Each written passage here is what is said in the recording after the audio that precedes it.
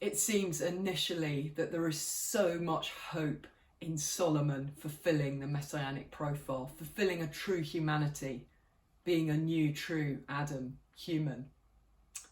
He describes himself in childlike ways, needing help, needing wisdom to rule, which is exactly the offer to Adam in Eden. And God himself reveals himself to him and says, I will give you not only wisdom, but the other things as well, honour and riches and wealth. In his youth, it all looks good for him. He will be this Adam figure who will rule in such a way that everyone and everything flourishes under his care. He is at the height, at the ascent. Under his leadership, the temple is built and the glory of Yahweh fills the temple. The cloud, the presence, is amongst the people again, just as the cloud and the presence had fulfilled Moses' tabernacle.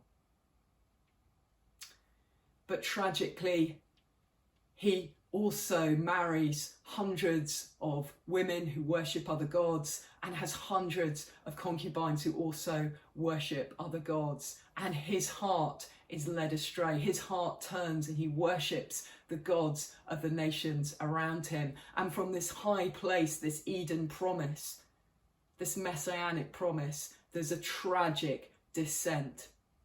To honour his father David, God waits till Solomon dies, but at his death, this united kingdom of Israel divides into the northern kingdom of 10 tribes of Israel and the southern kingdom of Judah surrounding Jerusalem.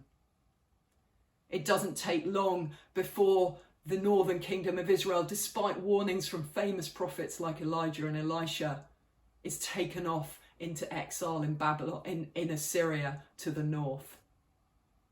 They worship the nations of the gods of the nations around them, and they are taken and oppressed by those gods. They are given over, if you like, to the desires of their heart.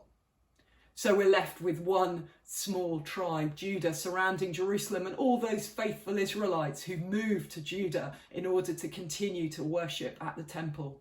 And there are some good kings in the southern kingdom of Judah, unlike the northern kingdom of Israel, where there are no good kings.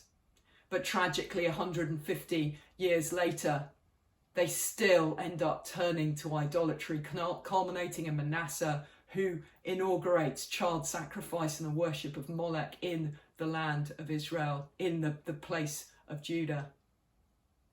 And Judah itself ends up in exile in Babylon at the end of Kings. What a great height from Solomon, from David and Solomon's reign. The nation of Judah has fallen into exile, into a place of alienation, east of Eden. We will look at the promise, the hint, the account of return tomorrow, but we will also be aware that for many in the Jewish mindset, even by the first century, they never really returned from exile.